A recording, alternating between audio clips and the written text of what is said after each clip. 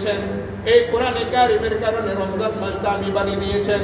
এই কোরআনে কারিমের কারণে রমজানের শেষ 10 দিন দামি বানিয়ে দিয়েছেন। নাজাতের 10 দিন, জাহান্নাম থেকে মুক্তি পাওয়ার 10 দিন, রমজানের শেষ 10 দিন।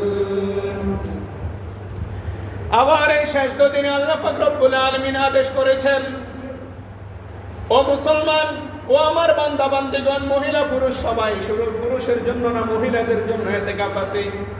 তোমরা সবাই শেষ 10 দিন, শেষ দশক তোমরা আল্লাহ পাক রব্বুল আলামিনকে পাওয়ার জন্য, সবে কদরের রাত্রি, বেজর রাত্রি পাওয়ার জন্য তোমরা বাড়ি ঘর, পরিবার পরিজন, ছেলে মেয়ে, দোয়ান পাট, হিসাব নিকাশ, ব্যবসা বাণিজ্য, দুনিয়ার কাজ কারবার ছেড়ে দিয়ে মসজিদের এক কোনায় চলে যাও, 10টা দিন আল্লাহ পাকের জন্য কুরবানি করো। সুবহানাল্লাহ।